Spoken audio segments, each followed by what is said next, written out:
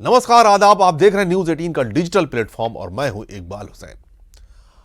आज हम बात करेंगे एक ऐसे बयान की जिसने पूरे देश में तहलका मचा दिया है। एआईएमआईएम के चीफ असदुद्दीन ओवैसी साहब ने सोलापुर की एक रैली में कहा कि एक दिन हिजाब या बुर्का पहनने वाली बेटी भारत की प्रधानमंत्री बनेगी।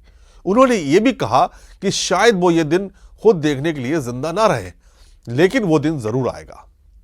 सुनने में तो ये बहुत अच्छा लगता है, संविधान की बात, समानता की बात, बाबा साहेब अंबेडकर का नाम, लेकिन असलियत में ये बयान कितना खतरनाक और बंटवारे वाला है, ये आज हम खुलकर समझेंगे। सबसे पहले ये समझ लीजिए कि ओवैसी साहब ने यह बयान क्यों दिया। वो पाकिस्तान के संविधान से तुलना कर रहे थे। उन्होंने कहा कि पाकिस्तान में सिर्फ एक खास धर्म के लोग ही प्रधानमंत्री या राष्ट्रपति बन सकते हैं। बात उनकी बिल्कुल सही थी, क्योंकि पाकिस्तान एक ऐसा देश है जहां कुछ लिमिटेड लोगों को ही प्रधानमंत्री और राष्ट्रपति बनाया जाता है और उन्हीं को ही प्रधानमंत्री का दर्जा दिया जाता है। कोई भी व्यक्ति किसी भी समाज या धर्म से वहां प्रधानमंत्री नहीं बन सकता, लेकिन भारत में ऐसा नहीं है। यह बात सही है, लेकिन सवाल यह है कि क्या भारत में प्रधानमंत्री बनने के लिए हिजाब या बुर्का को इतना जोर देकर बोलना जरूरी था? क्या वो ये कह रहे हैं कि प्रधानमंत्री बनने के लिए हिजाब पहनना कोई खास क्वालिफिकेशन है? क्या देश की सबसे बड़ी कुर्सी पर सिर्फ हिजाब या बुर्का पहनने वाली महिला ही बैठेगी तो देश आगे बढ़ेगा? ये तो धर्म और कपड़ों को बीच में लाकर देश की एकता को कमजोर करने वाला बयान है।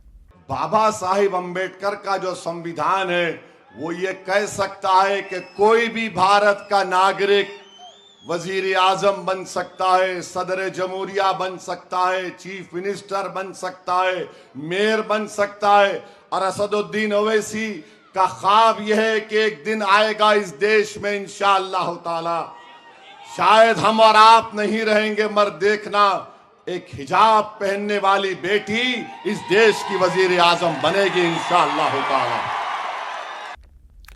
भारत में पहले ही इंदिरा गांधी जैसी मजबूत महिला प्रधानमंत्री रह चुकी हैं। वो हिंदू थीं, लेकिन किसी ने उनके कपड़े या धर्म को प्रधानमंत्री बनने की वजह नहीं बताया। आज भी कई महिलाएं देश की सेवा कर रही हैं, चाहे वो किसी भी धर्म की हो, लेकिन ओवैसी साहब को सिर्फ हिजाब वाली महिला ही दिख रही है। क्यों? क्योंकि वो वोट बैंक की राजनीति करते हैं। वो मुस्लिम समाज को यह फील दिलाना चाहते हैं कि तुम अलग हो, तुम्हें अलग से प्रतिनिधित्व चाहिए। अब देखिए, इनकी पार्टी एआईएमआईएम को, ओवैसी साहब खुद हैदराबाद से सांसद हैं, कई बार चुनाव जीतते हैं, लेकिन उनकी पार्टी में कभी किसी हिजाब वाली बहन को या बुर्का वाली महिला को पार्टी का राष्ट्रीय अध्यक्ष बनाया क्या उन्होंने? नहीं। भाजपा नेताओं ने भी यही सवाल पूछा, पहले अपनी पार्टी में हिजाब वाली बहन को अध्यक्ष बना लो, फिर देश की बात करो। यह तो दोहरी बात है। और सबसे मजेदार बात कि ओवैसी साहब कहते हैं कि नफरत फैलाने वाले ज्यादा दिन नहीं टिकेंगे, लेकिन खुद ये बयान देकर क्या कर रहे हैं? क्या ये बयान समाज में एकता बढ़ाता है या लोगों के बीच दीवार खड़ी करता है? सोचिए जरा, अगर कोई नेता कहे कि एक दिन साड़ी पहनने वाली महिला प्रधानमंत्री बनेगी या पगड़ी पहनने वाला आदमी पीएम बनेगा तो कितना अजीब लगेगा। प्रधानमंत्री बनना योग्यता, ईमानदारी, विजन और लोगों का भरोसा कमाने से होता है, ना कि कपड़ों या धर्म से। ओवैसी साहब अक्सर मुस्लिमों के अधिकारों की बात करते हैं, लेकिन जब बात बहुसंख्यक की समाज की आती है तो चुप रह जाते हैं। नारी को प्रधानमंत्री की बात करते तो समझ में आता था, लेकिन जिस तरह से इन्होंने बुर्का नशीन को या हिजाब वाली महिला को प्रधानमंत्री बनाने के दिवा स्वप्न देख रहे हैं, वो नहीं होने वाला। भारत की महिलाएं स्वच्छंद हैं, भारत की महिलाएं स्वतंत्र हैं, भारत की महिलाएं स्वाधीन हैं, और इनकी इस्लामिक जिहादी कट्टरपंथी जो परतंत्रता की बेड़ियों में जकड़ करके कोई महिला नहीं रहने वाली Bharat. Owaisi Mia says hijab wali will become prime minister. Owaisi Mia, you need to get votes for that. Constitution is not stopping anybody. But why don't you start by making hijab wali, burkhe wali your president? Make her the president of the party first, then show about prime minister. In your party, only one family can become president. You will never make pasmanda. You will never make hijab wali the president of the party. But you will lecture about secularism after having Muslimin in your name. First put Bharatiya in your name and then you talk. You're talking only about Muslimin. You're talking only about one community and then you're lecturing on secularism. हालांकि अभी हाल ही में operation सिंदूर की जो बात थी या पाकिस्तान को लेकर कड़ा उन्होंने मतलब कड़ी बातें करी पाकिस्तान को लेकर, पाकिस्तान के खिलाफ में बहुत ज़बरदस्त तरीके से बोले, डेलीगेशन में भी गए, भारत सरकार की तरफ से डेलीगेशन में भी गए, बहुत अच्छे उन्होंने बयान दिए पाकिस्तान को लेकर।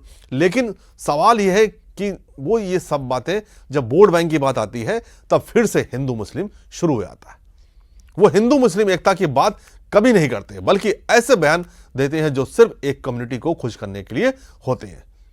ये राजनीति नहीं, ये तो देश को बांटने की कोशिश है। और सबसे बड़ा सवाल, क्या हिजाब पहनने वाली महिलाएं प्रधानमंत्री नहीं बन सकती हैं? बिल्कुल बन सकती हैं। संविधान ने सबको बराबर मौका देता है, लेकिन इसे इतना हाईलाइट करके धर्म को बीच में लाकर ओवैसी साहब क्या साबित करना चाहते हैं?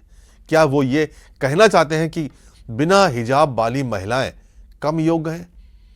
ये तो महिलाओं के खिलाफ भी अपमान है। असल में ओवैसी साहब का ये बयान ना तो महिलाओं के सशक्तिकरण के बारे में है, ना ही संविधान की जीत के बारे में। ये सिर्फ वोट पाने का एक नया तरीका है। भावनाओं को भड़काना, अलगाव पैदा करना, यही सारी चीजें। हमारा भारत एक ऐसा देश है जहां कोई भी हो, चाहे वो किसी भी धर्म, जाति या पहनावे का हो, अगर मेहनत करे, लोगों का दिल जीते, तो वो प्रधानमंत्री बन सकता है। लेकिन हमें ऐसे नेताओं से सावधान रहना होगा जो धर्म और कपड़ों के नाम पर समाज को बांटते हैं। आखिर में बस इतना कहना चाहता हूं, ओवैसी साहब सपने अच्छे देखिए, लेकिन देश की एकता को मत तोड़िए। हिजाब वाली बहन भी पीएम बन सकती है, लेकिन वो इसलिए नहीं कि वो हिजाब पहनती है, बल्कि इसलिए कि वो देश के लिए सबसे अच्छी नेता साबित होती है। जय हिंद।